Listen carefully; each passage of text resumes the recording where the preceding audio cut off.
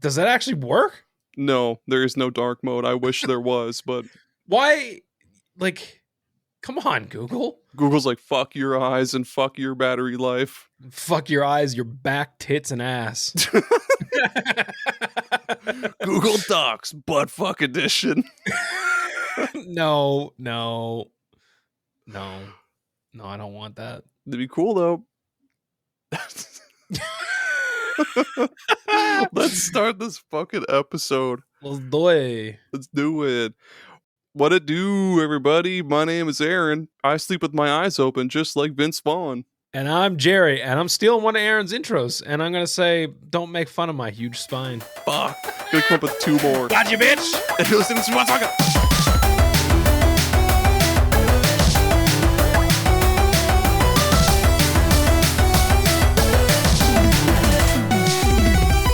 That's right. Hey, welcome back. Hey, it's superpodsaga. It's the greatest collaboration of all time. You know, me and Jerry, we up here doing things. We talk about shit and we record it, and people like it, which is cool. I'm cool with that. Do. I think. Yeah, I think so too. Yeah. I don't know what's real anymore.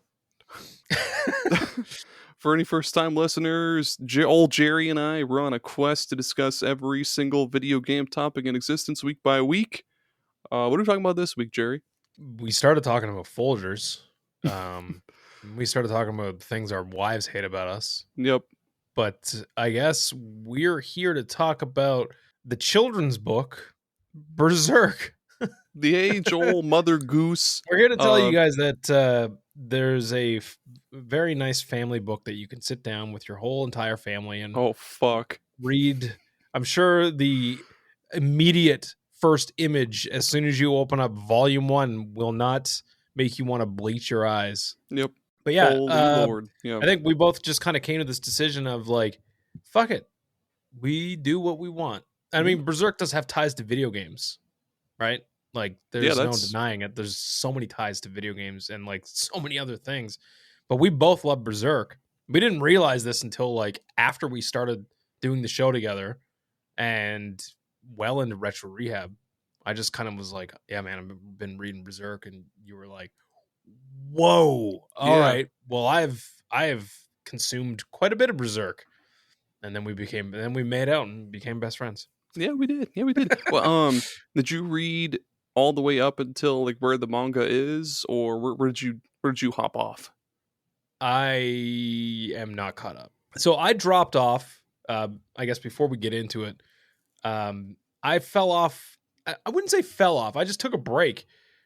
I was reading so much of Berserk that it was just like consuming my life. That's all I was doing. I was just reading Berserk. And then when I was off for my surgery, I was laid up in bed. I was playing video games a whole bunch too, but like I read a lot of Berserk then as well. And I got to a certain point, and it's kind of funny because my buddy and even his friend, who's his boss, we all fell off the exact same point. And he was saying, I'm at this point now where there's like shit is about to go down again for like the 5th time. And he said like it does not let up. And he's read the newest one that just came. It just came out, I think. Like not too long ago, maybe a few weeks ago at the time of this recording. And he's read that, and he was like, dude, it doesn't let up after, like, once you get over that like little hump that you're at. He was like, it is balls to the wall from there until to the wall current, which is wild. And there's even I think in the new one, there's even like a few panels of the new guy. I don't remember what his name is. It was Miura's like his partner, basically. The other guy that childhood friend or whatever. Yeah. So he's the guy that's like fully taking over now. And I guess he said like he knows how this all ends. He knows. Like Miura told him everything that he was like, this is how it needs to end. Or like gave him the KFC recipe. Like he knows the KFC Pepsi recipe. And he put like a little cool comic thing in the end of the newest chapter that came out, and it's just like them. And he said it's kind of like it was realistic. Like he said, Mira would like describe in so much detail, like super animated. Like he was like doing all these actions and stuff. He's like, okay, and then Griffith like stands on a sword and he's like, "Fucking you, bitch!" And like he gets all like animated and crazy, and it was just kind of cute. But yeah, we'll get into it. We'll get into lots of Berserk shit. We'll get into it.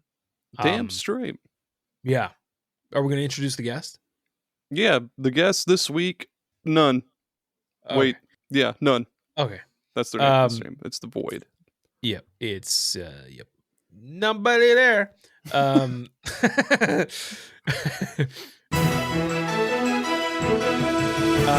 Aaron. Yeah. There's news all the time, right? There is news. What could possibly be going on in the world right now that we would want to talk about? I mean, not that. No, not that. Okay. Not that. And not that other thing either. The Retroid Flip 2 looks really cool. Go. Yeah, we could talk about it. So, Sony is upping their price of the PS5 after the Switch prices came out. What? Are you? Holy shit! I didn't know this was a thing. Hold on, or not. Hold on. Keep going. Sorry. Yeah. No, hold the phones. Call the presses in. What? There you go. Uh huh. Yep. Oh my god. They seen those prices and they were like, not on our watch. Holy shit! It went up by $50 in Europe. Yeah. Oh my god. Okay. In Europe. It hasn't hit us yet. Yeah. Holy shit. Is. Yeah, here's the rundown. So I read it too. Australia, it's going up by 30 Australian dollars, or for the standard PS5 with Ultra HD blah blah blah disc drive. Yeah. The digital edition, fuck you. That's going up 100 Australian dollars, baby. New Zealand, the one with the disc drive, up 50. The digital edition, up 90. Why? Jesus Christ. Yeah, well, I'll tell you why. The Switch 2. Oh, I mean, yeah. That's why. Yeah. And it's fucking insane. And I'll play devil's advocate here. And it's due to a litany of other things in this industry. Like, it's easy to go, haha, look what Sony's doing now. Because they do dumb shit. They do. I get it. But shit's getting fucking expensive. Like, it can't just stay the same price forever. And there's a lot of crazy shit happening in, like, the world that is fucking up prices. We're looking at you fucking orange goblin. Orange goblin, man. Yeah, you're ruining video games for everybody, you piece of shit. Yeah, it's a bad state. It's a bad state. But yeah, that's the thing that's happening. Also, people have had their hands on the Switch 2. There have been events going on in the world. Because, I mean, we watched that fucking direct and we were like, June 5th? What?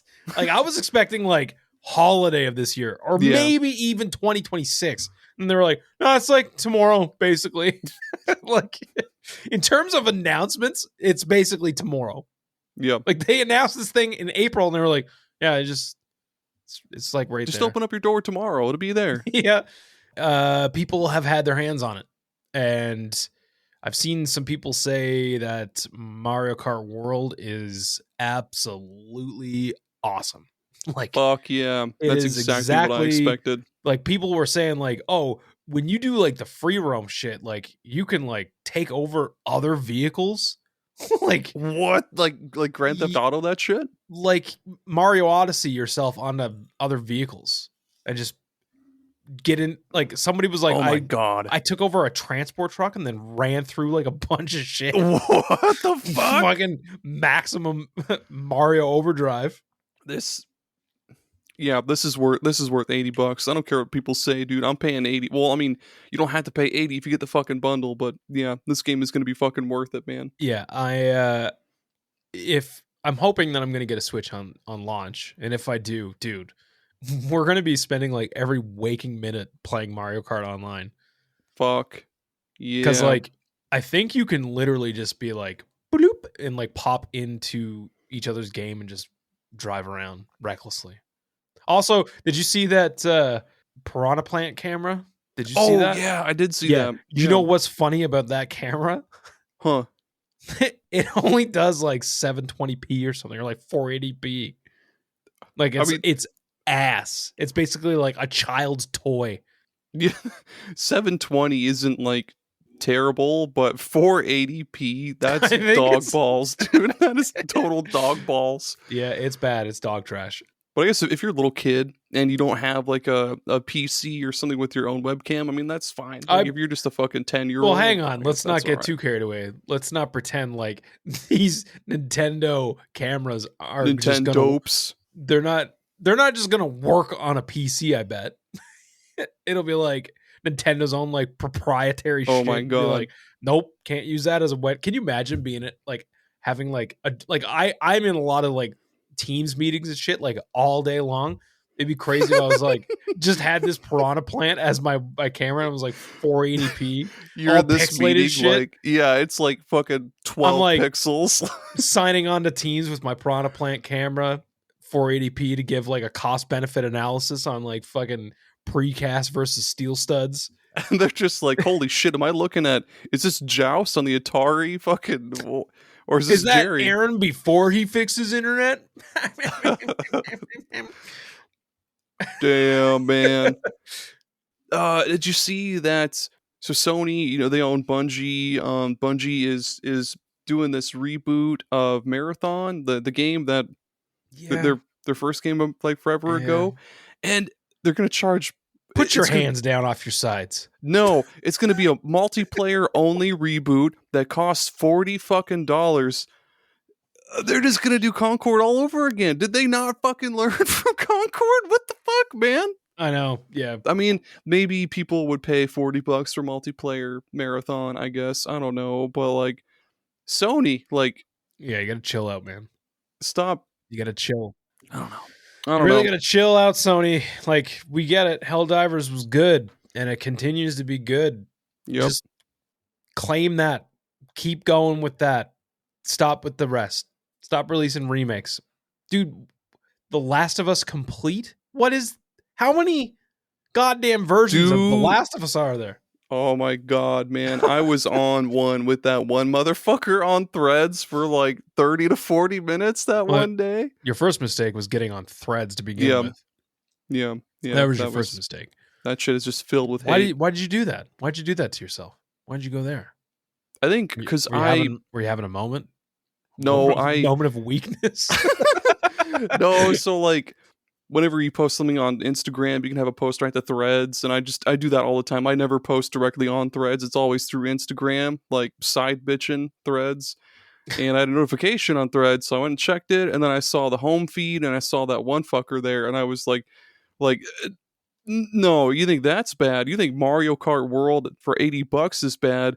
Go look at this fucking Last of Us shit. And they were like, well, $90 for 2 games is actually a good deal. I wouldn't buy it, but it's actually kind of a good deal. Kind of a bad deal, but it's kind of a good deal. And they kept going in that like circle, and holy shit. Oh god, we don't need to get into that. That was just hell. Threads is not great. Nope, it's not. That's why I don't go on there. Yeah. I go on Blue Sky every once in a while. Yep. For the most part, I kind of avoid like socials that are just like a public forum, like Reddit. I go to Reddit just to like go through the news. That's usually what I use Reddit for. And then I go on TikTok to watch really dumb shit. And then I go on to Facebook Reels to watch even dumber shit. That's the best. Facebook Reels are so good. That fucking algorithm, dude. I don't know what is up with that algorithm, but man, it gets me. And like a lot of times I'm like, I don't want to use Facebook. Like, I don't want to do this, but God damn it, why is your messaging app so good and Marketplace Yep. is so good and fucking I hate that there's good things about it, and like Reels is just as good as TikTok. The only reason why I use TikTok is because there's people that send me TikToks and I'm like, if you just sent me this, if everybody just sent me Reel, because I use Messenger as like my main messaging app. That's like my main one. Yeah. Because everybody has it. Pretty much. Like 99% of the people that I talk to have Facebook Messenger. Even if dude, Beth doesn't even have Facebook, but she has Facebook Messenger. How does that work? You can just make like a throw account. Oh. And just like not have Facebook. Let's stop talking about depressing video game shit and start talking about depressing Guts' story and how insane Berserk is. Well, before that, two things. First of all, Facebook has good fucking memes. Like I follow a lot of dumb fucking stupid pages on Facebook. Like my favorite that doesn't ever post anymore is Tito. It's like PNGs of Tito from Rocket Power, but like with different shit photoshopped on him, and the caption is always something stupid like, "Hey brother, I stared at the sun too long and now my eyes hurt," and his eyes will You've sent me these. Yes. It's so good. I've seen them. You've sent them. I did. And the number two thing, listeners, hey, do us a solid. Go check out superpodsaga.com for other episodes and socials and all that stuff. Patreon, you'll find that on there, $2 or $4 a month. Yeah, do it for your mother. Yeah, give us money. Leave us a tip on Ko-Fi as well. Rate and review the show. Give it. Come on, stop giving your mom money. Give us money. Give it to us. Come on. Give it to us. Give us some.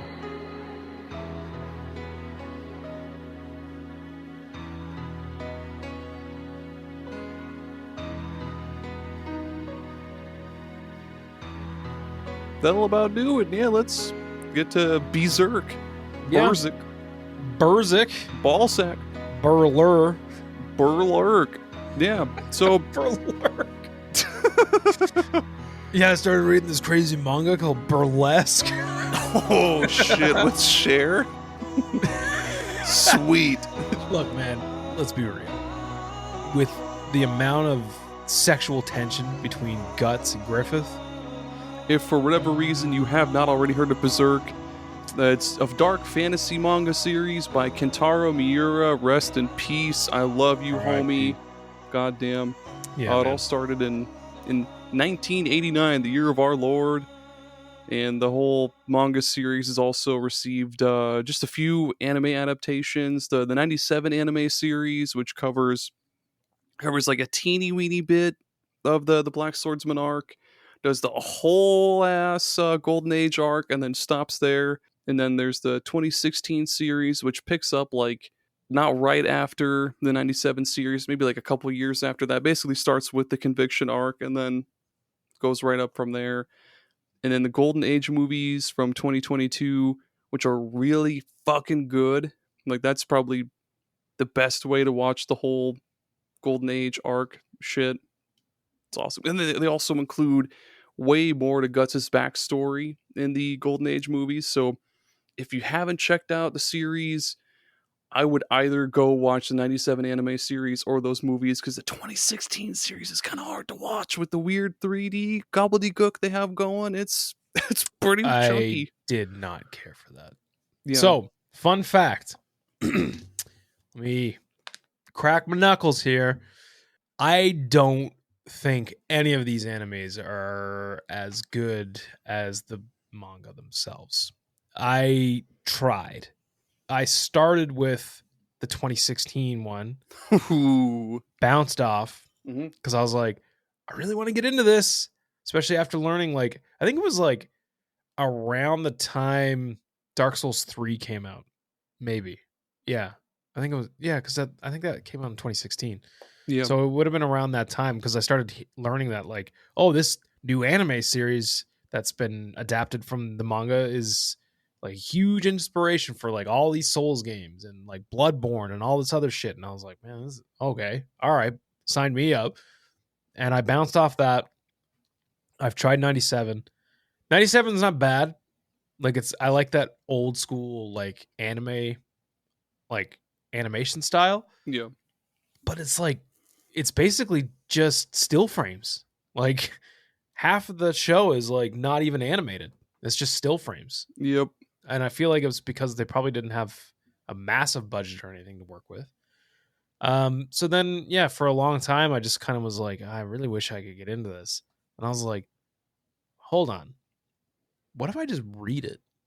Like, what if I read Berserk instead of watching it? I wonder if that's the way to and it was kind of my last stance with like, okay, I really want to get into this. This is kind of the last leg because I cannot get into these other animes.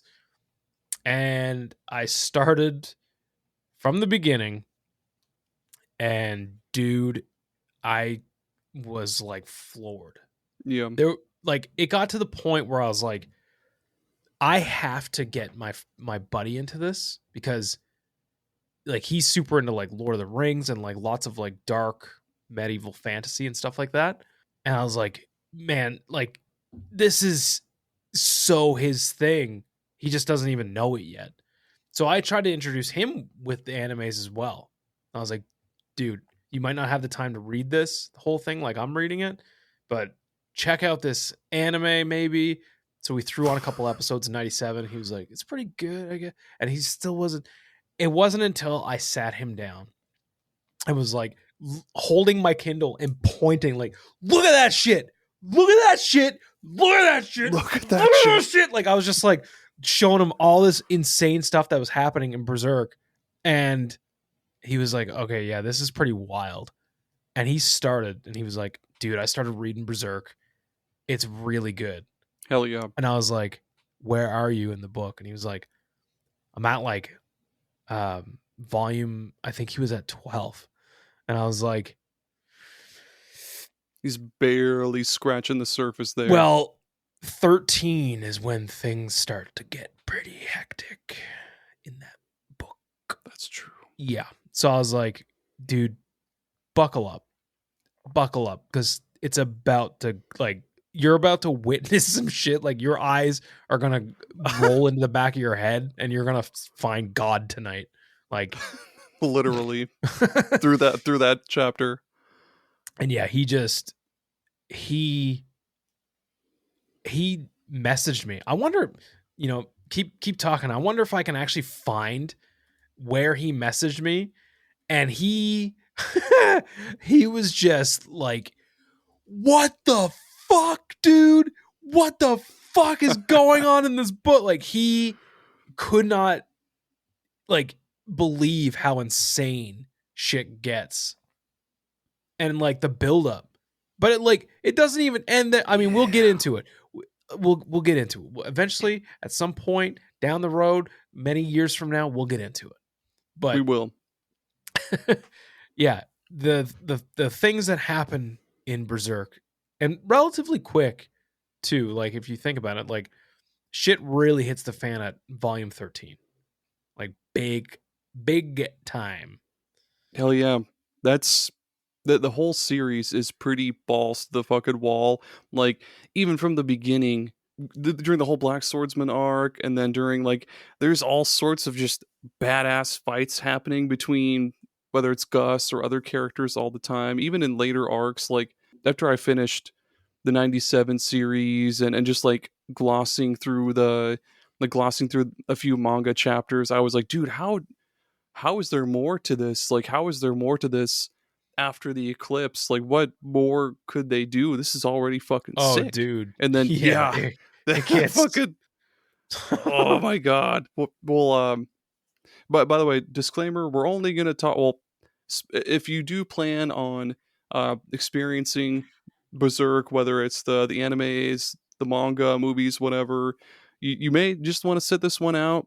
If you don't care, if you want to just, I guess, listen to us tell the story later on, feel free to stick around. But we're only going to talk about, just for the sake of not having to edit a 3.5 hour episode. We're only to talk about the I don't have that kind of time anyway. yeah, just the Black Swordsman arc and the Golden Age arc, because those are really fucking good. We'll hook you with those for sure, and then maybe eventually we'll do a part 2. You do you, boo boo. You talk about what you want to talk about. I'm here to preach the word of the eclipse and how that moved me, and also the tie-ins to video games and other media. Yeah, so quick rundown of the I guess the premise behind Berserk, and we'll do story beats later on as well too. But yeah, so the story focuses on the main character Guts, who is a gigantic badass, has the saddest life in possibly oh my god, like any written media out there, as far as I know. Do you remember? You remember the 5th of November? How they found Guts? Oh yeah, I've got it written down. I've got it fucking memorized. Yeah. Yeah, it's burned into my brain. Yeah, that was some rough shit. Very rough shit. Yeah, also we'll get to that. Yeah, just be aware that Berserk is not an easy read. Yeah. Okay? Like I'm telling you, it's not gonna be for everyone. If you can handle some gore and some fairly exploitive shit, yeah, you'll do fine. Yeah. Some people find it to be a little much. Yeah. And I get it. I totally get it. Oh, buddy, do I get it. If you're not a fan of dark shit like this, or like anything ultra violent, like even Fist of the North Star or Ninja Scroll or something, this might not be for you. But for us, dude, yeah, this is my favorite shit. I love this shit. Anyway, yeah, pretty much the whole story is it's about Guts' quest for vengeance against Griffith, who, just without spoiling anything at this moment, betrayed him and their comrades. We'll get very specific later on.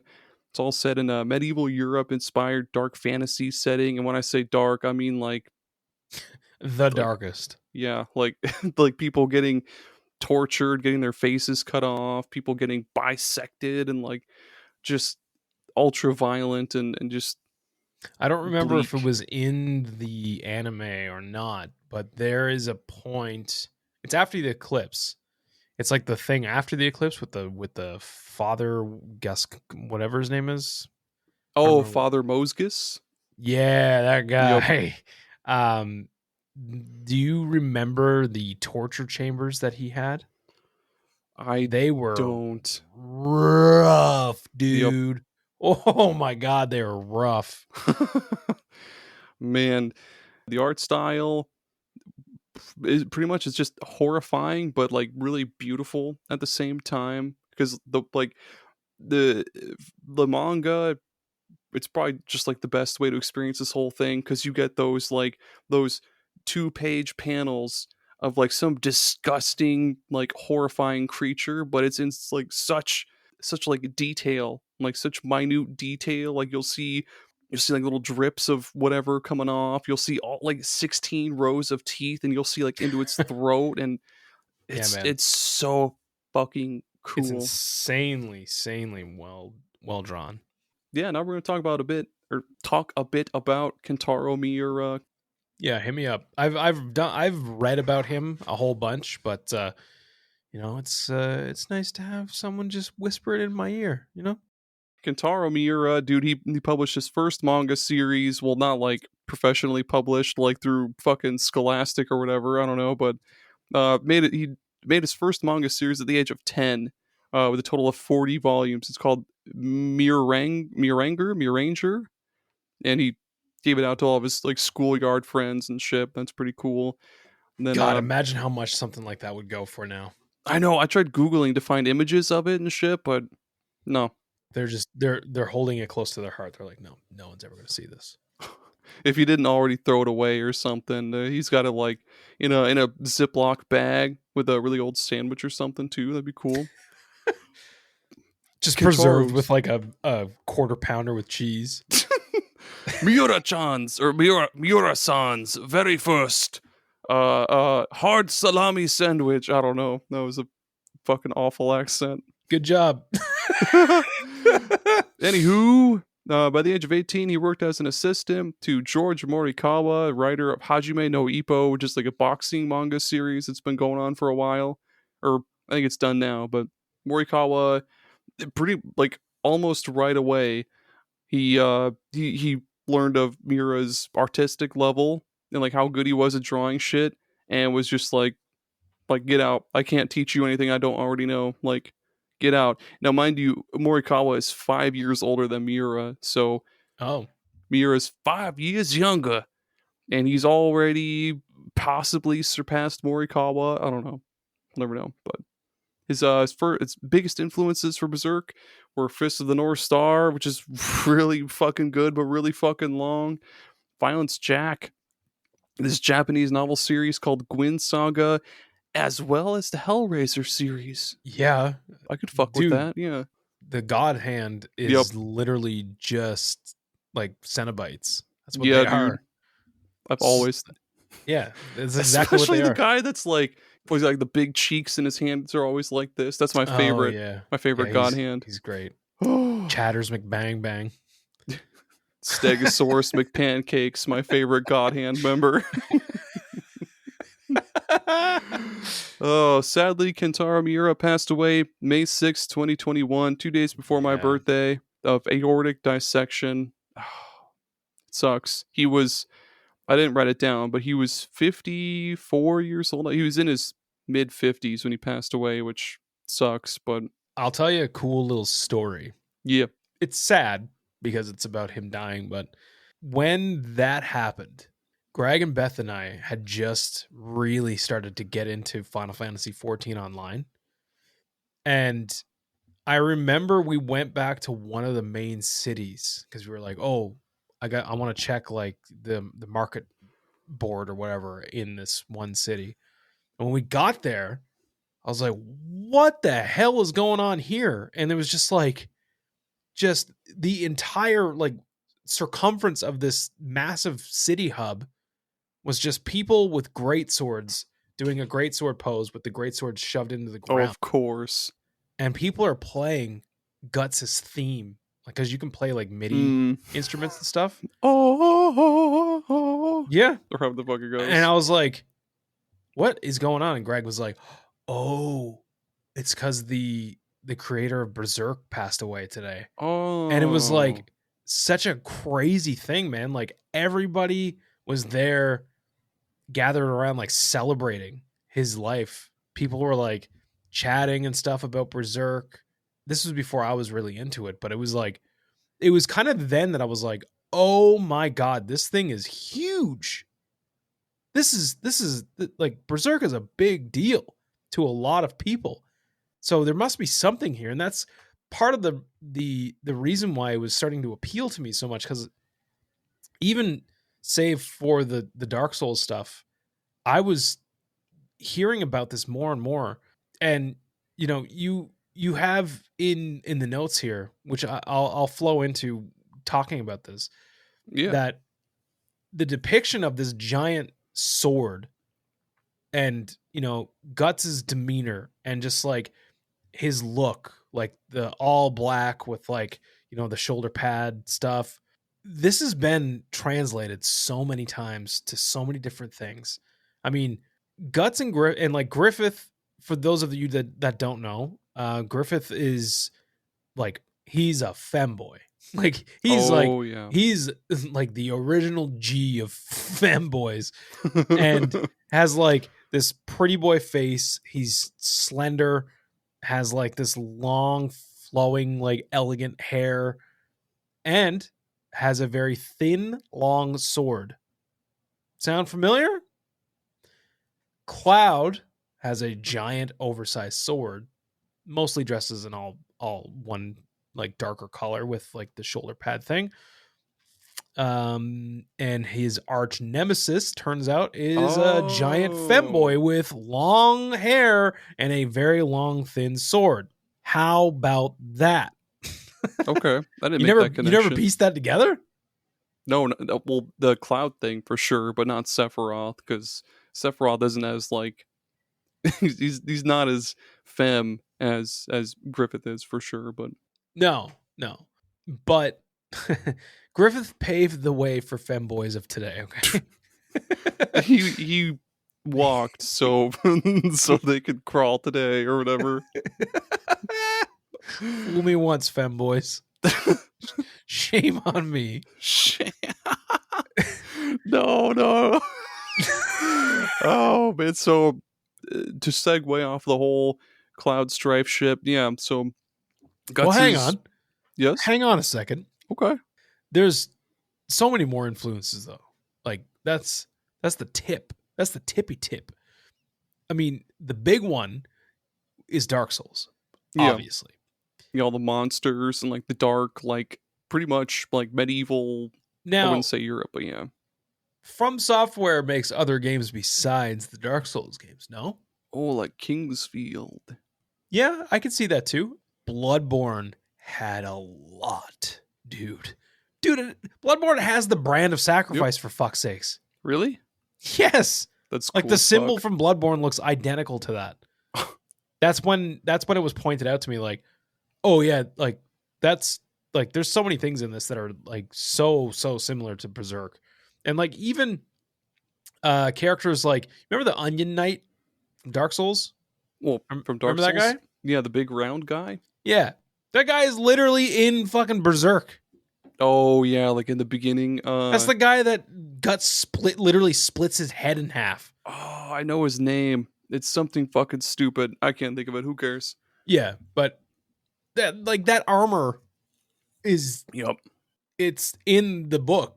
It's not even different. It's the same thing. Like, it's the same. Even like Dante with his gigantic fucking sword. Oh, yeah. The creator of Devil May Cry drew influence from Berserk to Dante and everything. And I guess Virgil possibly is his Griffith. I don't know if that's 100% true, but I'm kind of making that connection now maybe, because Virgil is more like prim and proper and uses a katana, whereas Griffith Dude, how good is the song Devil Trigger? It's good. Dude. Or the Devil May Cry 3 fucking the combat song. I've never played Devil May Cry 3. Oh, go listen to the soundtrack at least. It's like techno metal. It's really good. Ooh. Yeah. Me some techno metal. Real quick before we get into the next part. Another thing that I'll say is when I played Elden Ring for the first time, I was like starting to be more familiar with Berserk. Hadn't really read it. I had tried a bunch of the animes at that point. And I was like, yeah, I can totally see like this whole game just screams Berserk and Mira's style. When Shadow of the Erd Tree came out, when I finally got around to playing it, I respect my character and redid his face, and I literally made guts. Hell yeah. And I went and found, because I hadn't picked it up before, you can literally get Guts' sword. It's in Elden Ring. It's his sword. Is it called Dragon Slayer or whatever? No, they call it, I think it's just like Heavy Greatsword or something. Like it's just like some very generic name, but like it's his sword. That's and awesome. Like the special move set with it is like the same shit that Guts does. Like his whole, like when he has like the Berserk armor on, when he does like a lot of those like rolling flips forward and like slams the sword down, that is like the special move with that sword. And you can get armor that is very, very similar to his Black Swordsman armor. And I went and found it and upgraded all that shit like totally. And I played from start to finish Shadow of the Erd Tree as Guts. Like I just pretended like it was like the same way that I do with camping and Folgers. I did the same thing with this. I was like, no, this is the Berserk just camping. Game. Yeah. It's just the best part of waking up. Is bisecting really fat dudes. Man, I wish we could talk more about the Berserker armor, because that doesn't, like, he doesn't get that shit until later. Quite a bit later. Yeah, but that did shit you even is ever so cool. see that shit? Oh hell yeah! It's in the anime. Yeah, it's in the garbage 2016 series that got all the way up until they leave for Fantasia or whatever. Okay, that's kind of like where I'm at in the book. Hell yeah! Like right around there. They're at like some big port city right now. Yep. And like Griffith's new gang are there, and like the one girl is like trying to convince Shirky to go with them. She's like, "Oh, like we got like a super cool group. You come with us, hang out." And she's like, "No, I can't. I gotta hang out with my friends." Meanwhile, it's like I'm like screaming at my Kindle, like, "You idiot! Don't you dare! You don't know." Yeah, that's exactly where I'm at right now. So I guess after that, shit goes and pops the fuck off and doesn't let up. That's what I've heard. We're gonna do a little bit of a story rundown, but before we do that, do you want to take an ad break, or do you want to wait until after? Let's take an ad break. We'll be right back.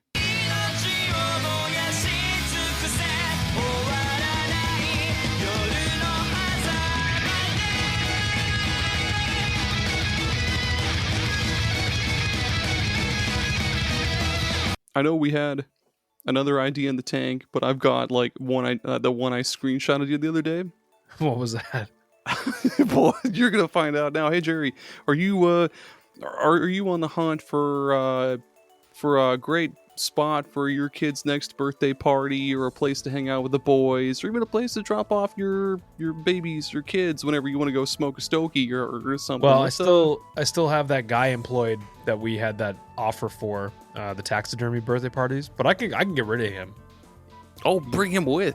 This place will hire him. You're welcome to Uncle Ron's Bar and Grill and Skate Park and Steakhouse and Daycare Warehouse. It's it's a big, gigantic, used to be a warehouse for probably a Staples or something, but now it's a bar and grill and skate park and steakhouse and daycare warehouse. It's all those things in one. And hey, I've heard of this. Yeah, I've heard of this. They have Tony Hawk chained up and just forcing him to skateboard. They're like, "Do a 900," and he's like, "I can't with this chain." They're like, "Do it anyway, dude. Fuck yeah." They're like, Tony Hawk's like, "I can't. I'm so hungry. Give him another salami sandwich." And they go throw a sandwich on the floor and make him eat him off the floor. And then they throw one at his face like a pie, but instead of a pie, it's a sandwich, and he's just got like mayonnaise and pastrami just like going down his face, and he's like, there's a tear, just one like trying to eat off his face, yeah. And then he wipes it away, and he's like, "No, my grandchildren will be amazing because it's Kurt Cobain's daughter and Tony Hawk's son are making a child." Jesus fucking Christ! Yeah, Jesus Christ air. Jesus. Tony Hawk, do Christ air. I can't with this chain. Oh boy! So yeah, whether you're what else is in this warehouse? No, some of the best steaks you'll ever taste in your entire life. Do you love a medium rare New York strip with slop them up, boys? Just slopped up with chimichurri and fucking onions and. I don't need chimichurri. I don't need it. But for a discount and a promo code, Tony Hawk Crust Alive on a chain at checkout, you can get a vat of chimichurri.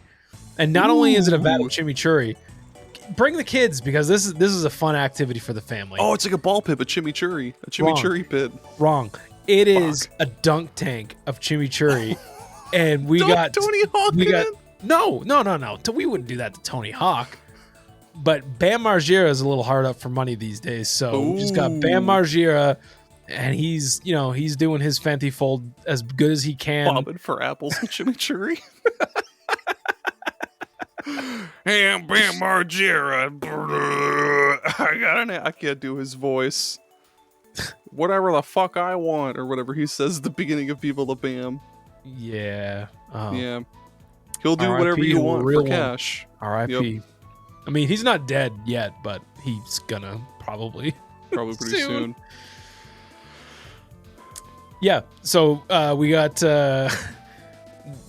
Tony Hawk chained up doing 900s and Christ airs We got Bam Margera over there at the chimichurri dunk tank. And you know what? Bam will also watch your kids. He'll do anything for money. He'll watch your kids in the Are daycare. you saying watch or wash? Both.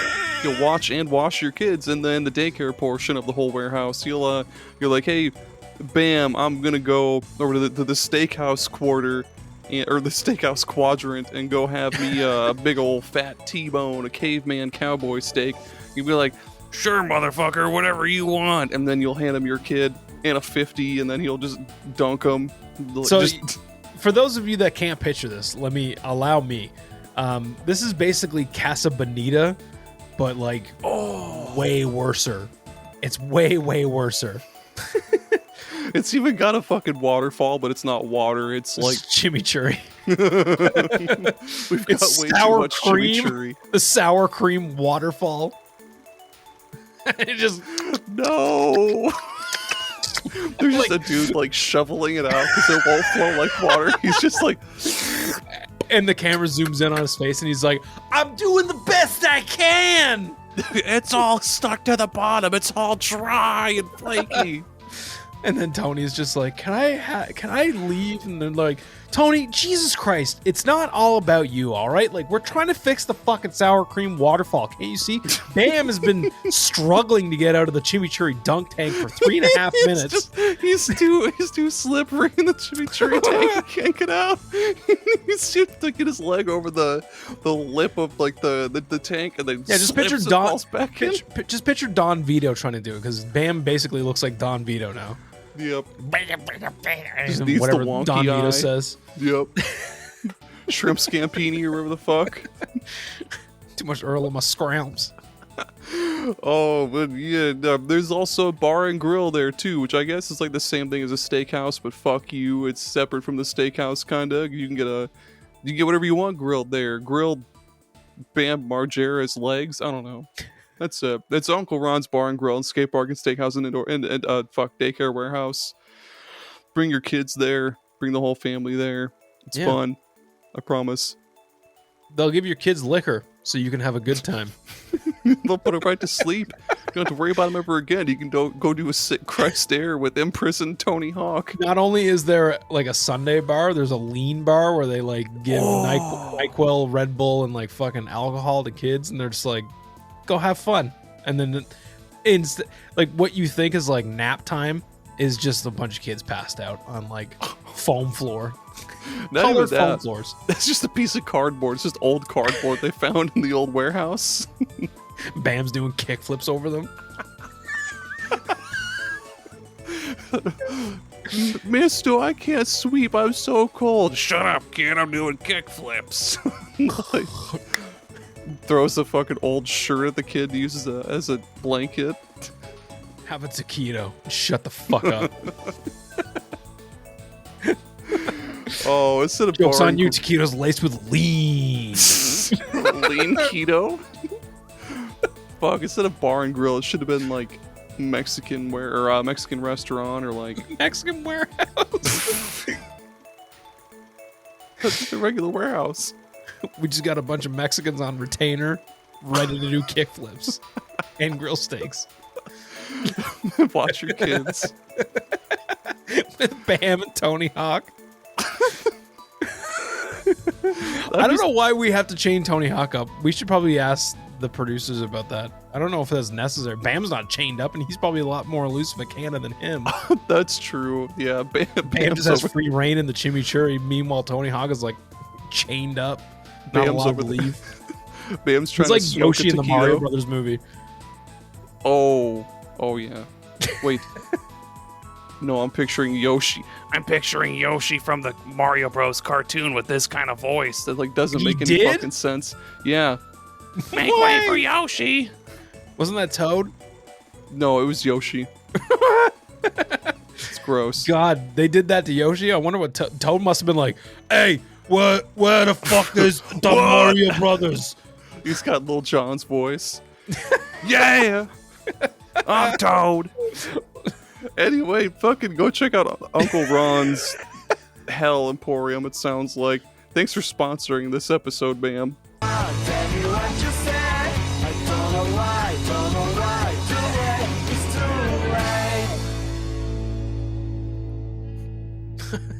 And we're back. Yep. Thanks for watching my kids, Bam. Definitely No come back there problem. sometime. Gonna go down to the Wawa with Ape and Phil. Yeah. Oh my god. Westchester, Pennsylvania. Fucking goddamn it, dude. We're gonna skate to Cradle of Filth and Clutch. Yeah. There's no need for the pants. Compton ass Terry, remember him?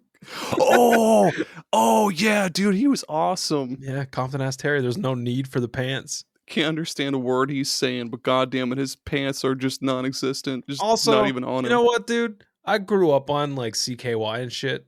R.I.P. Ryan Dunn. I've missed that man. He would have gone on to do great things.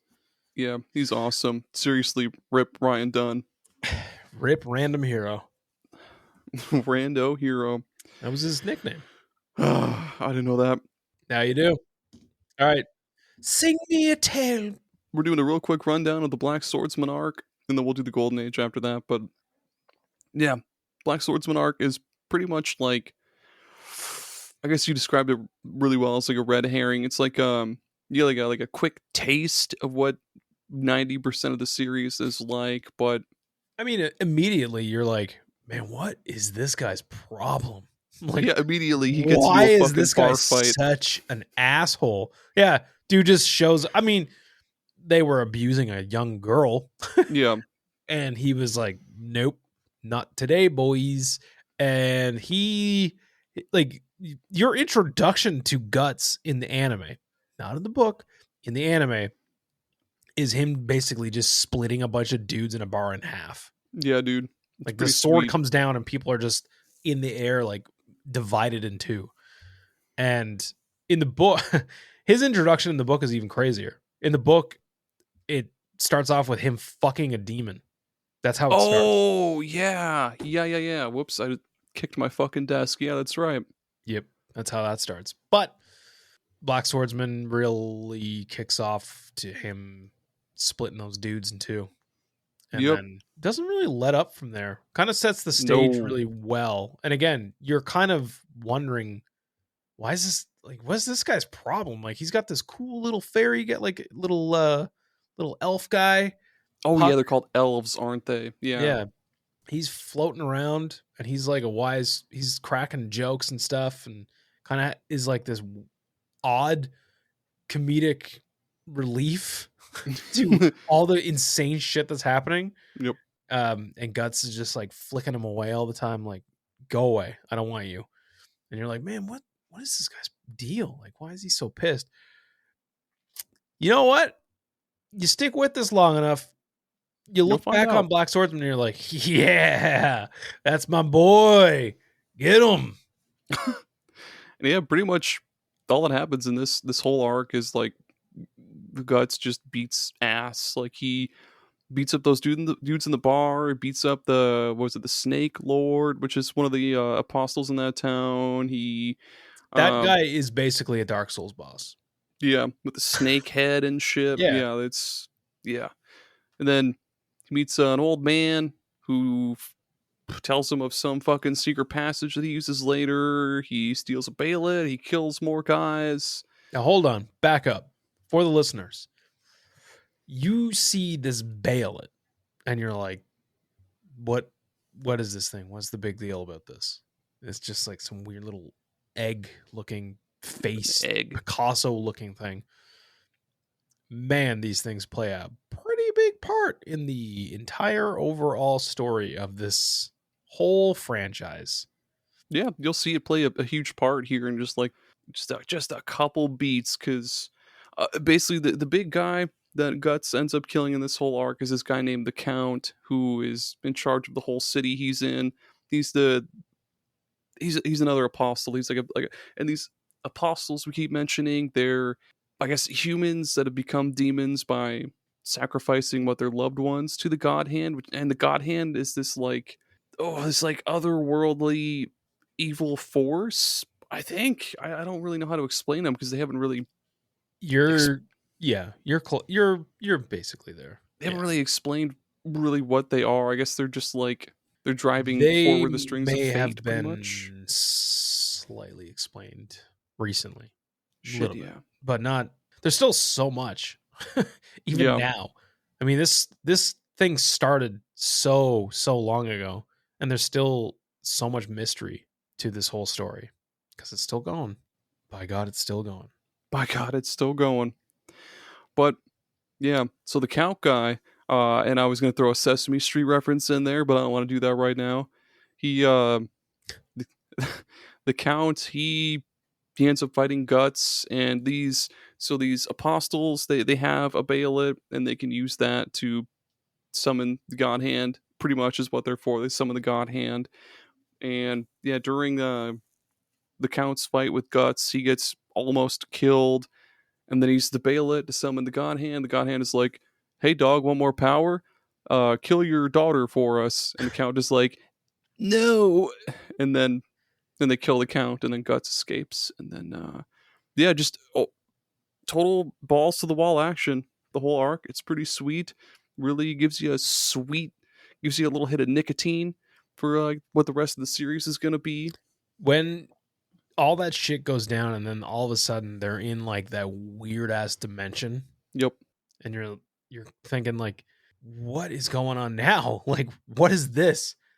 And then he sees Griffith, and Oh, he's like, "Argh," he's like big angry at Griffith. oh yeah, sees Griffith and is just like, fuck you. And again, it's such a cool red herring because you're like, well, who is this guy now? Like, who is this guy? And then kind of just cuts off and goes, hold on, let's go back. Let's go. Oh, yeah, it does like the like early 2000s movie like freeze frame, like, "I bet you're wondering how I got here. Well, it's actually a pretty cool story." It plays some fucking early 2000s song, and then back in time. It doesn't Yep. actually do that. I'm being stupid. No. Sorry, go ahead. And then it goes way back. Yep. Guts is like young and not as huge and burly. Definitely does not look the same. You know, he's definitely has both of his eyes. Yeah. He's just younger, a little bit more sprightly, and he's just a mercenary. He's just a mercenary looking to prove his worth. Even before that, he was a baby born from the corpse of a hanged woman after a war. Yeah. Yep. Yeah, that's yeah. There's a his mother is hanging dead, and he fell out of her and was just laying on the ground, and then yeah, he was picked up by this mercenary group, and his mother could not have a child, or it's either that she couldn't have a child, or like that guy, I can never remember his name. Gambino. Yeah, Gambino. A real piece of shit that guy was. Oh yeah, we'll get to that. It's either like he wouldn't get her pregnant, or like he didn't want a kid or something. So then like she's like, no, this is my baby, because they're like, holy shit, like this kid's alive. She takes him in, and you know she's trying to be motherly to child Guts, but this piece of shit stepfather Gambino, he ain't having it, man. He's like, nope, that is not my kid. And they foreshadow how, I guess, like cursed Guts is kind of in a way, because they're like, that shit's a bad omen. Like, I forget exactly what they say, but when they find Guts kind of just like hanging out of that lady, they're like, this is a fucking like just like evil omen. Like, this is some evil shit right here. And it kind of makes you think, like, or kind of makes you wonder if this whole string of events we'll get to, if it was just like kind of plucked and prodded in a certain way by like the God Hand or like some otherworldly being into making sure this very specific string of events happened in the way it did. To, I don't know, we'll get to it. I'm being overthinking a little bit, but yeah, Gambino's a piece of shit. There's no overthinking that. He abuses Guts, and again, warning, there's some heavy shit in these books, and one of those things is sexual assault. Yep. And His stepfather, he sells Guts to the mercenaries to sexually abuse and assault. And Guts eventually gets to the point where he says, fuck all this. I'm killing these people. And he's like a kid. Like he's a little kid. And yeah, he cuts a lot of people's throats wide open. And you're just like I've never been so happy to see someone's throat just go and just like separate. And that's the thing. There's a lot of that shit in these books. And again, it's not for everybody. It's tough. It is tough. It's a tough thing to read. Believe me. I've seen some crazy movies and shit. A lot of Berserk was a tough read. And I think what it does is it just makes you build that hatred.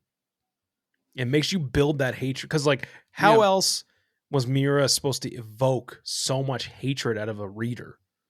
What better way to do that is for them to experience something that they themselves physically reading this is like hating what they're seeing. Like you recoil. You're like, what the fuck? Like, why is this happening? And it's like, well, it fucking happened.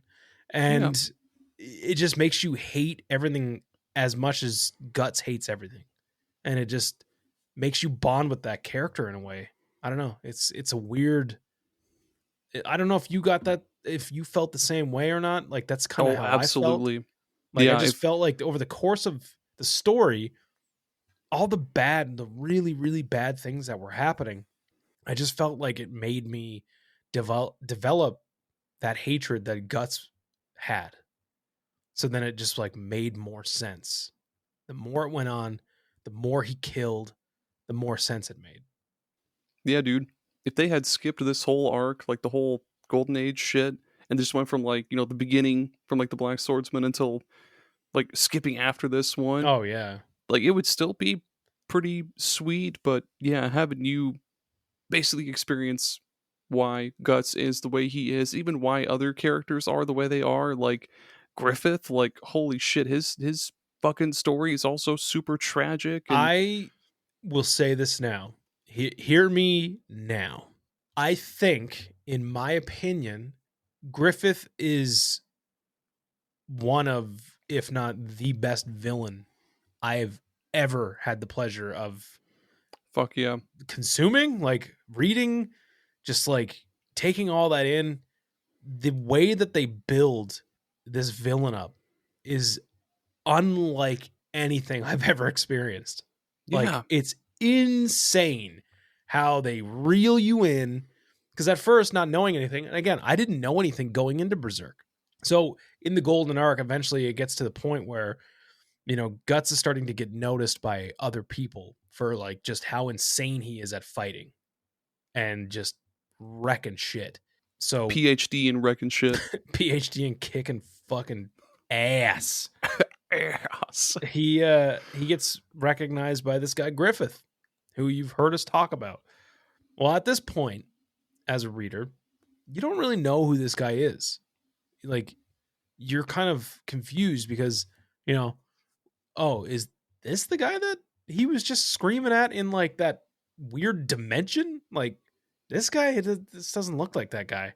So we get introduced to like the femboy Griffith and his whole traveling troupe of troubadours. The Band of the Hawk. Yes, the Band of the Hawk, as they call themselves. And of those people, you have Griffith is the leader. His kind of right-hand woman is Casca. And, there's other characters littered in there that play a fairly significant role in the Band of the Hawk. And you kind of like, you get to experience them just being like this merc group, Yeah. And like the bond between them all. And they fight these epic fucking battles all the time. And there's like this crazy, weird, like sexual tension between Guts and Griffith that's just like, just fuck already. Like, just just do it, man. But the whole thing is that Griffith is like possessive. So he's like, you're mine. Like, you are mine. You Yep. do not get to leave. And you'll always, always be under my thumb. But we are going to like basically take on the world together. Like, you are my guy. But just know that's like, we're not equal. You and I, we're not equal. So you cannot leave. I say so. And then eventually, lots of other crazy shit happens, lots of fighting. One of the most pivotal moments, I think, of the story up to this point, and kind of setting the stage for quite literally everything afterwards. There's a conversation that Guts overhears with Griffith talking. I think it's with Charlotte, the princess. Yep, Princess Charlotte. At this fountain. And I can't remember the full speech. I'm terrible at digesting information and keeping it, retaining it. But he says something along the lines of like, all of this is for my dream. Yeah, like a means to an end, pretty much. This is all just a means to my end, because he just wants to rule his own kingdom. They're just pawns. Like, Exactly. They're working to help my dream. I don't give a shit about theirs. We're not equal. None of us are equal. I am better than everybody else. And Guts is like, okay. I'll go fuck myself. Like, yeah. So he kind of gets to the point.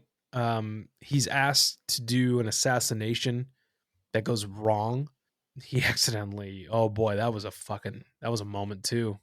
He thinks he's killing a guard, but he puts a sword straight through that kid and just kind of leaves him there. Yeah. Yep.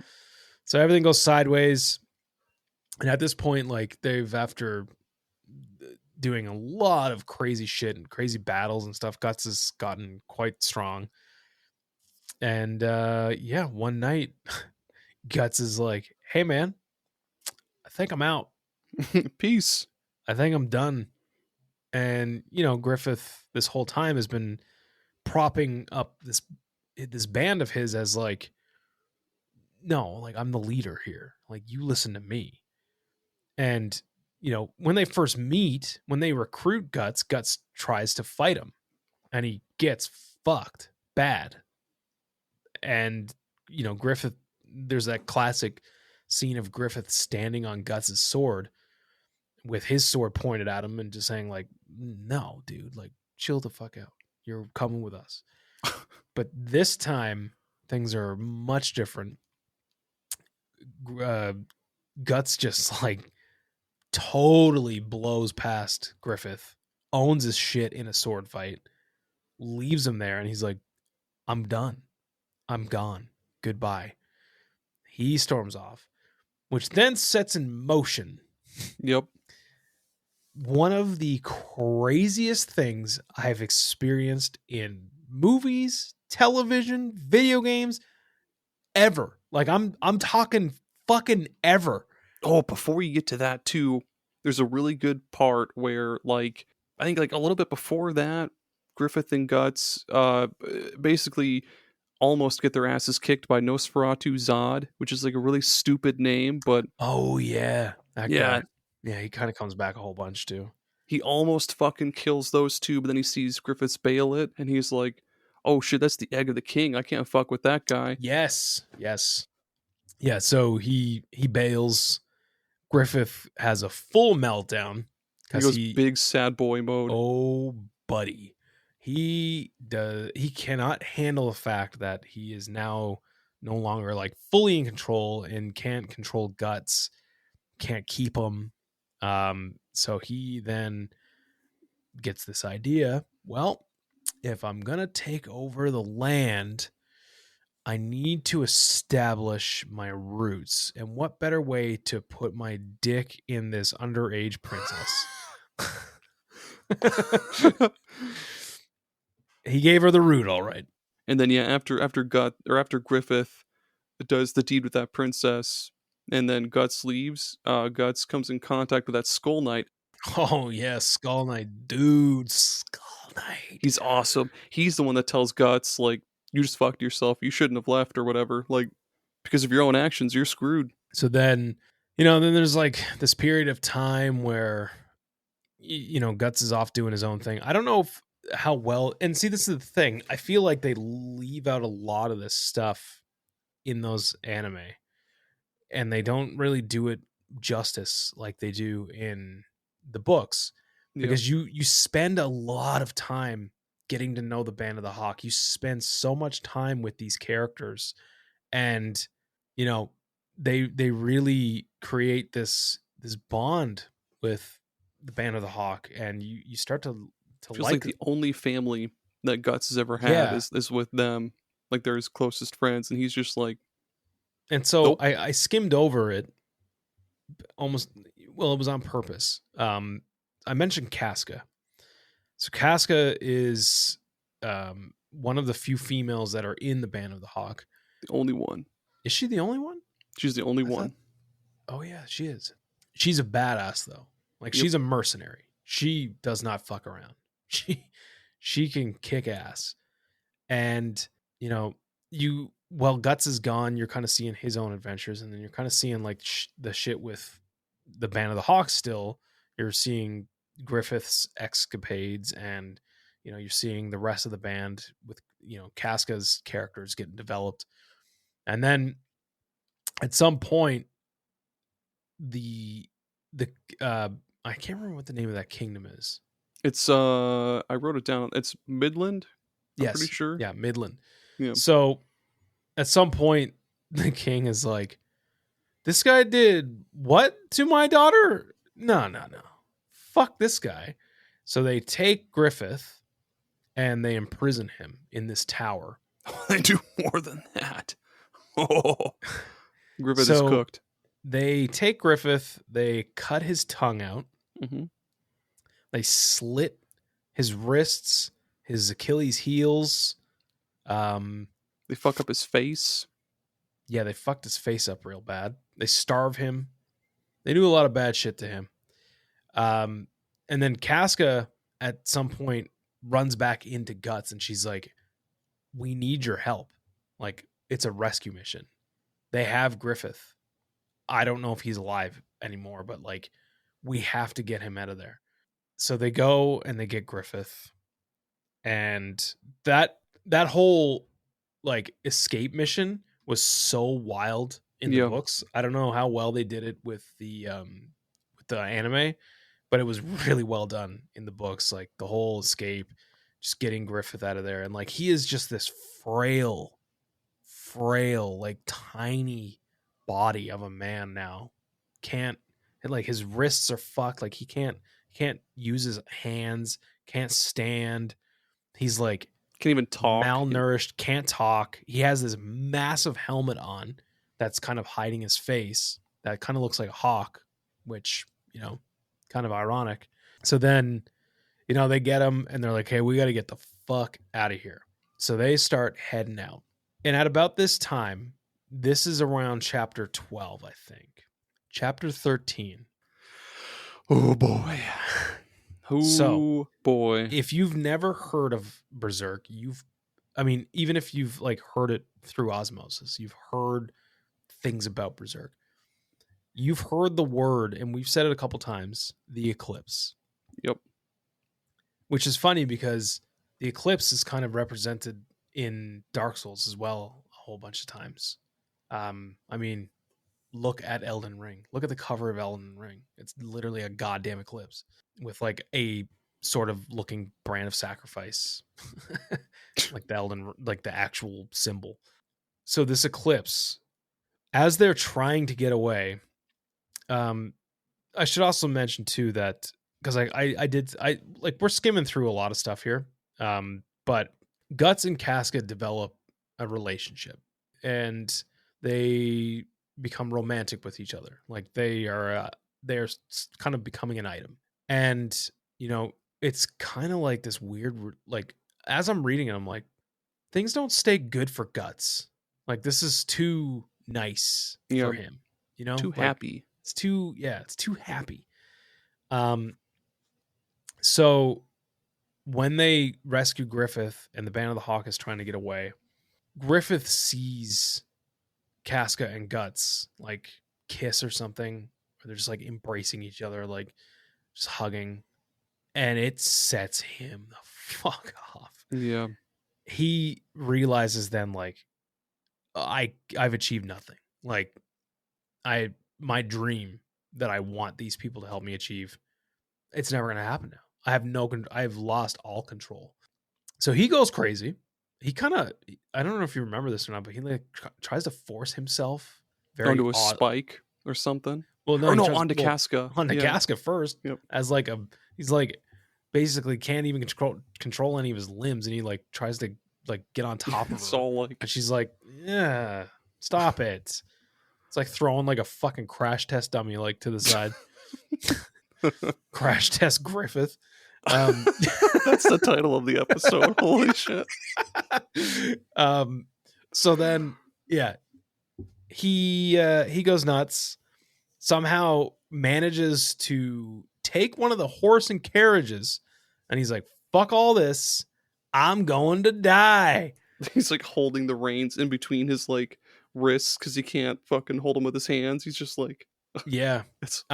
So that that horse and carriage racks the fuck out, and it lands him in like this shallow water, and he just is like, I'm gonna do it. I'm gonna kill myself. Like, there's no point of doing this anymore. I can't. Doesn't really realize that there's a Baelit right fucking there. And when he how does it even get there? I remember them like taking it away when he gets captured, and I don't remember how they get it back or how it gets back to him. The God Hand is always kind of, I think, pulling the strings and influencing things. But maybe it was a bird. I think it was a bird actually that brought it by. I'm pretty sure it was a bird. He tries to kill himself by thrusting his neck onto a sharp rock, which then he's bleeding then.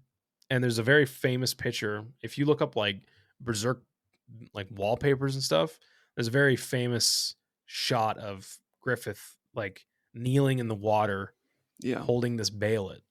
And it's the blood and like his hatred and the blood. Once it hits the Baelit, it starts the eclipse. And it does that weird thing where all the eyes open and it's like screaming like, ah. Well, I didn't hear any screaming because I read it. Yeah. But it does open its mouth and make sound. Yeah. So that like weird parallel universe that we talked about, that you the astral realm. Yeah. So that's the astral realm that you actually get a taste of beforehand in the Black Swordsman. Like, you actually see that shit. That's where he goes. All of a sudden, everybody in the Band of the Hawk is now in this weird ass dimension, and there's like faces for the ground. Oh yeah. And there's this giant hand that is now coming up out of the earth. Nothing makes sense. And dude, the entire Band of the Hawk, save for 2 people, die. Mm-hmm. All these people that you've been for me, reading hours and hours and hours of this story, getting attached to them. Like, what in the fucking Game of Thrones was this shit, man? Like, everyone gone. It was insane. All because Griffith wanted his own kingdom. Like, his blood activating that Baelit, and then going to the astral realm. You get to see the God Hand for like the second time, except this time there's only 4 of them. They tell Griffith like he's the chosen one. He's been chosen to be their 5th member, and he can basically have anything he wants, anything he's ever desired, but he has to sacrifice all of his friends for it. And yeah, he chooses to do so because what else can he even do? So then it ramps up. Like if this wasn't already fucked enough, it ramps up to like anxiety inducing levels. Whether it's you're watching it in the anime, I don't know how much they show in the anime. They show a lot in the anime. Like that's how I came across this whole thing. I think I was watching I think I found out about this many years ago watching a watchmojo.com video of like the most horrific scenes in anime, and the Eclipse was like right at the top. Yeah. So again, fair warning, if you do end up wanting to read these and you're not fazed by any of these spoils, or if you're just sensitive to this kind of stuff, then maybe skip ahead a little bit. Yeah. So Griffith decides that, Guts, he kind of blames Guts a lot for a lot of this stuff. And he's like, well, you kind of took everything away from me. So I'm going to take everything away from you now. So not only do they fucking rip his arm off, stab him in the eye. So, when you see Guts at the beginning, he's got a metal arm. He's got one eye is fucked up. And you're like, all right. And then he cuts off his own arm. Because like when Griffith does what he does, he tries to like cut off his own arm with like this half of a sword. Yeah. Part of what makes the Eclipse so incredibly visceral and horrifying is, you have all of these characters are being killed off like before your eyes in like really horrific ways. Not just like, oh, they got stabbed in the back or something. No, like their eyes are being gouged out, their mouths are being ripped apart. Like it's just horrific. And then to top it all off, Griffith then declares that he is now femto. So he looks different. He has this crazy suit on, kind of looks like emo Batman. Yep, very emo Batman. Yeah. He then takes Casca and proceeds to sexually assault her in front of Guts, and they make him watch.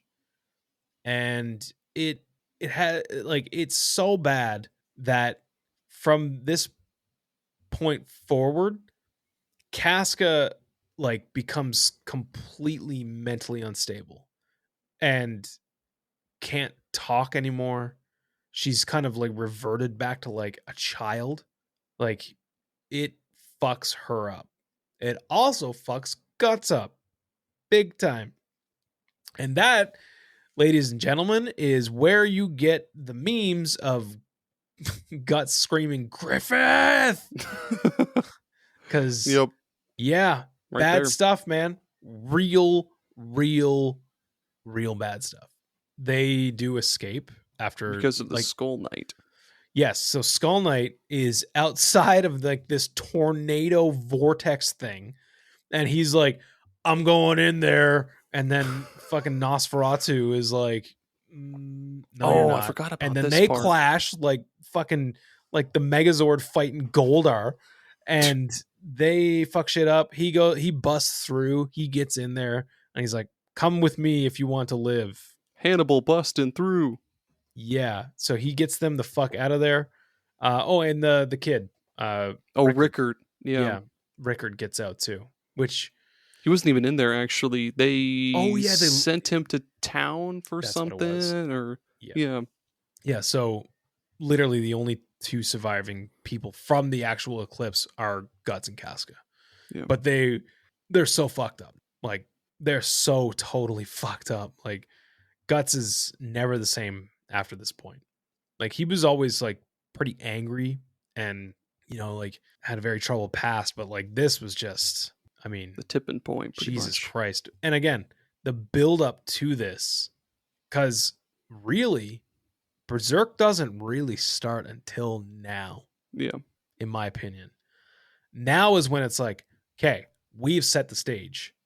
This is the guy. And to this day, Griffith is still alive. And Guts is still trying to fucking kill him.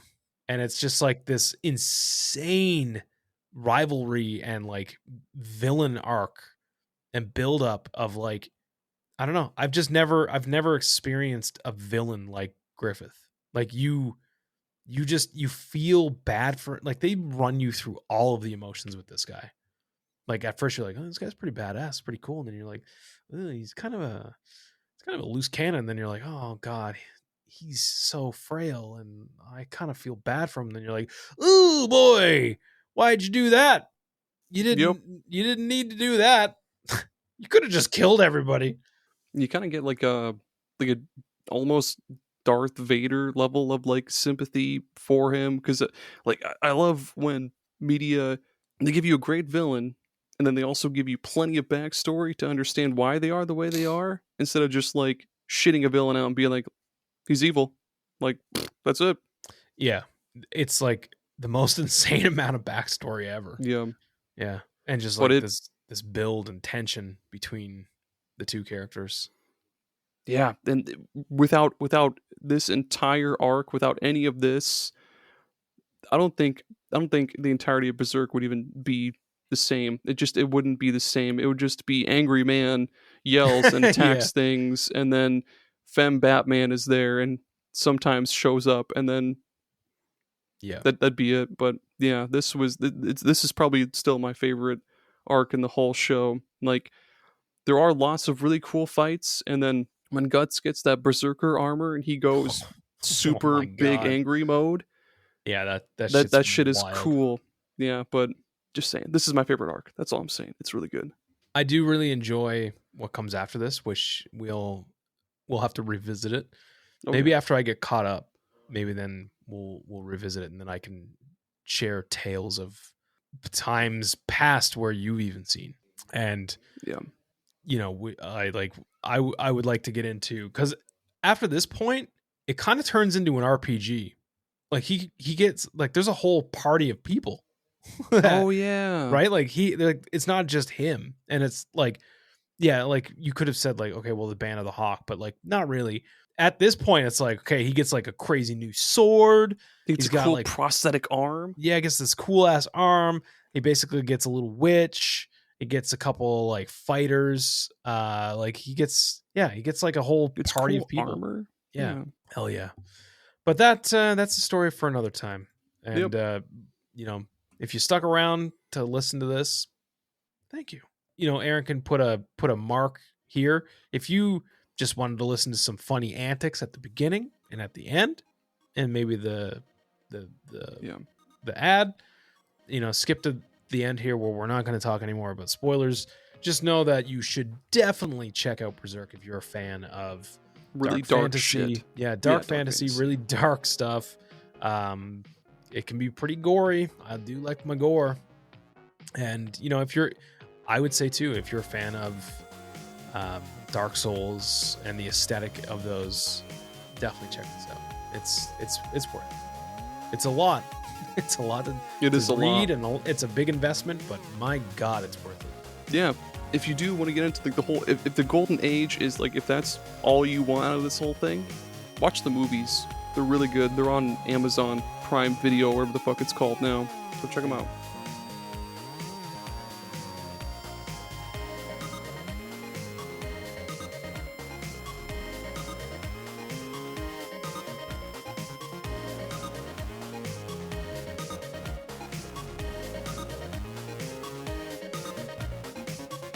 But yeah, that's pretty much it. We're gonna wrap this whole thing up with a little segment we like to call Random Recommended Games. Yes, indeed, it's that part of the show where we give you all random recommended games, but I'm gonna give you a random recommended anime because I'm feeling real out of character again, real saucy. The Labyrinth of Magic. If you're not a fan of dark shit, like dark, ultra-violent shit, like Berserk and whatever, Magi is a good one you're going to want to get into. It's real light. There's no, like, gore or, you know, sexual assault or anything like that. Magi, the Labyrinth of Magic, it's all based on, like Arabian Nights kind of shit. So you have the main character, the main character is Aladdin. He's, like, He can do magic. He floats on a magic carpet, and then there's characters like Alibaba, that's his right hand man, and basically there's these magical artifacts. Oh, I forget what the fuck they're called, but you can go through a dungeon. It's called a. you can go through a dungeon. It's what they're called in the show as well. To go through a dungeon, there's all sorts of treasure, but you'll find one of those artifacts there, and once you do have one of those artifacts, you can control a djinn or djinn. I'm pretty sure it's pronounced djinn, basically a genie. Jinn. You'll have the power of that djinn. Yeah. Give me some of that gin. Gin and juice. Yeah, you'll when you do have that artifact, you have the power of that djinn, you can use it. And also, vessels is what they're called, vessels. It's a vessel for the djinn, duh. But there's other characters all throughout the show that have different vessels and different djinns, and they can manifest these in all sorts of cool different ways. And it's a really fun show. There's a character in there, character model after Sinbad. His name is Sinbad, but he's made out to be this ultra badass guy. Like the comedian? No, the fucking sailor. But I wish he's just in full windbreaker like Sinbad. That one you at Sinbad's house, you my bitch. And those huge pants. Yeah, the big old fucking windbreaker pants or parachute pants or whatever. But yeah, Magic Labyrinth of Magic. It's real good. It's on Crunchyroll, or I think it's really good. But yeah, I'll also echo your random recommended anime, and I'll throw out. You know what? Give Paprika a run one time. Paprika? Have you never heard of Paprika? No. Do yourself a favor. Just go get one of those edibles, pop an edible, and try to figure out what the fuck is going on in this movie. Because this movie is a mind fuck, dude. Mind freak. Jesus! Mind freak! No, I'm looking at some screenshots and... Don't look it up. Don't look it up. Don't look it up. Don't even. This man's got babies on his clothes. Don't look it up. Just go into it blind. There's nothing. Yeah. It's not scary or anything. It's just like visually stunning and a total mind fuck. Like, yeah, just check it out. You'll thank me later. It's fantastic. I don't even really want to say too much about it because it's one of those things that it's better to go in blind. Just go in blind. Just check it out. Go in blind. It's a movie. Check it out. Check it out one time. I'll check it out. Just like listeners, before we go, I need all of you to go watch The Monkey or whatever. Oh yeah. And I want you guys to watch all the way through it and let me know if you laughed your ass off as hard as I did during that part where the brother, like, as soon as sprinting to the phone. As soon as the phone starts ringing, he immediately sprints, like fucking sprints to the phone just to answer. I don't know why that ruined me as much as it did. Yeah, it's so good. Yeah, I guess we can let the listeners know we both watched The Monkey together through the power of the internet. It was good. The movie was awesome. It did not need to be as funny as it was, but it was hilarious. Yeah, it had some dude when that guy got trampled by the horses. Oh, and he looked like a fucking bag of wet dog food. Then that one motherfucker, like, I forget exactly what happened, but it was like that, like, it was a buildup of water and then it touched like an exposed wire and then the lady like jumped in the pool and was like blew up like a exploded toy. Yeah, it was like dude, blowing up a G.I. Joe with like a firecracker. That was just hilarious. It was ridiculous, man. So good. It was so ridiculous. Oh boy, yeah. Yeah. Thanks for get us out of here. Take it away, Mike Walden. Oh, I sure will, Fem Batman. Thanks for hanging out. Make sure to check out superpodsaga.com for all of our stuff. You can find me and Jerry there, our socials, all that great shit. All that jazz. All that messy jazz. We're making a mess with the jazz. A mess. Making a big mess. But until next time, be sure to tune in, or fuck. I just realized that that voice that we were just doing sounded exactly like Keith off of Righteous Gemstones. Damn, yeah, it does. Also, everybody go watch that show. It's ridiculous. Yes, please do.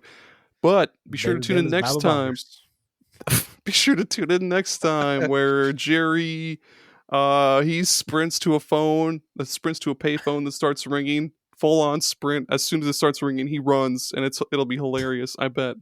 And Aaron pokes a turtle with a stick just to see what it does. I'll do that. Okay, bye. Bye.